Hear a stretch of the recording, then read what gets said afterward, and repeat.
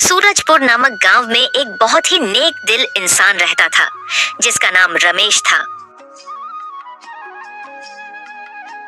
रमेश अपनी पत्नी और बेटे के साथ एक साधारण से घर में रहता था।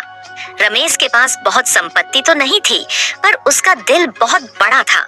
वह एक किसान था जो हर रोज अपने खेतों में मेहनत करता था। वह जो कुछ भी कमाता था, उसमें से आधा तो वह जरूरतमंदों को बांट देता था। गांव के लोग उसे दानवीर के नाम से जानते थे। इस प्रकार गांव वाले उसकी बहुत इज्जत करते थे। बेटा, तुम कितने भले आदमी हो जो तुम हमारी इस बुढ़ापे में हमें खाने के लिए अनाज देकर बहुत परोपकारी का काम करते हो। मेरा फर्ज बनता है काका, आप सबकी मदद करने का। ऊपर वाले ने जितना दिया है बहुत है, उसमें से थोड़ा जरूरतमंदों का बस मदद ही तो कर रहा हूँ काका। भगवान तुम्हें और बरकत दे बेटा। काका, आपकी दुआ लगे हमेशा मुझे। एक साल गांव में पानी नहीं गिरा, तब गांव में सूखा पड़ गया, जिस कारण पानी की कमी से फसलें सूखने लगी। गांव के लोग बहुत परेशान थे, क्योंकि अब उनके पास खाने के लिए भी अनाज नहीं बचा था। रमेश ने अपने घर में थोड़े बहुत अनाज जमा कर रखे थे। उसने सोचा, भगवान की कृपा से पिछले कई वर्षों से मुझे बहुत ज्यादा अनाज का उत्पादन हुआ करता था। मैंने वह अनाज बचा के रखे हैं, लेकिन समस्या यह है कि गांव के कुछ लोगों के पास अनाज नहीं होंगे। वे सब इस समस्या का कैसे निराकरण करेंगे? इसके लिए मुझे अनुभवी बुजुर्ग इंसान से राय लेनी चाहिए। ऐसा सोचकर वह गांव के सबसे बुजुर्ग इंसान के पास चला गया और इस मामले में उनसे सलाह मांगी। काका, आप तो जानते ही हैं कि इस साल बारिश ही नहीं हुई है, जिससे गांव की समस्या और बढ़ गई है। अब आप ही बताइए कि क्या करना चाहिए। तब उस बुजुर्ग इंसान ने कहा, बेटा, तुम्हारी सोच बहुत अच्छी है। तुम अपनी अनाज का इस तरह बंटवारा करना कि सभी को थोड़ा थोड़ा अनाज मिल सके, ताकि कोई भी भूखा ना रहे। ठीक है काका, अब ऐसा ही करूंगा। रमेश ने बुजुर्ग की बात मानी और वहां से चला गया।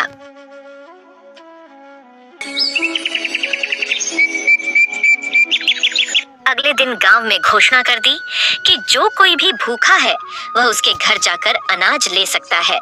रमेश ने बिना किसी भेदभाव के अनाज बांटना शुरू कर दिया। यह लीजिए दादा, अनाज रख लीजिए। यह लीजिए काकी, आप भी यह अनाज ले जाइए। शुक्रिया बेटा, भगवान तुम्हारी भला करे। लोग आते गए और अनाज लेकर जाते गए। इस प्रकार लोग रमेश को आशीर्वाद भी देकर जाने लगे। कुछ दिन बाद उसके घर का अनाज खत्म हो गया, लेकिन रमेश को इस बात की कोई चिंता नहीं थी। रमेश के इस परोपकारी काम की चर्चा दूर दूर तक फैल गई थी। एक दिन धनी व्यापारी रमेश से मिलने आया और उसने देखा कि रमेश का घर तो खाली हो चुका है, लेकिन अब भी उसके चेहरे पर संतोष का भाव दिख रहा था। तभी उस धनी व्यापारी ने रमेश से पूछा, तुम्हारे पास अब कुछ भी नहीं बचा, फिर भी तुम इतनी खुश कैसे हो सकते हो? रमेश ने मुस्कुराते हुए जवाब दिया, दरअसल असली खुशी दूसरों की मदद करने में ही है। जब मैं दूसरों की सहायता करता हूँ तो मुझे खुद को भीतर से बहुत संतुष्टि मिलती है।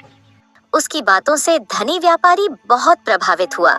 उसने रमेश को कहा, तुम्हारे विचार बहुत ही उच्च विचार प्रतीत हो रहे हैं। तुम लोगों के लिए बहुत परोपकारी हो, इसीलिए मैं तुम्हारी बात से बहुत संतुष्ट और प्रभावित हूँ। इसके लिए मैं तुम्हें उपहार के रूप में एक बड़ा सा खेत दूंगा, जिसमें तुम फसल उगाकर लोगों की मदद करोगे।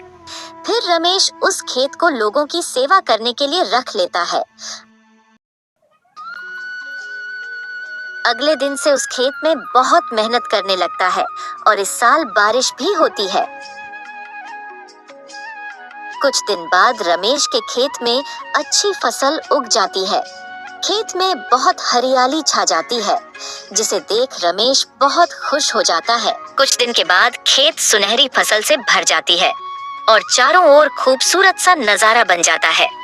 रमेश की उगाई फसल अब न केवल अपने गांव के लोगों की मदद करता था, बल्कि वह आसपास के गांव की जरूरतमंदों की भी ख्याल रख सकता था।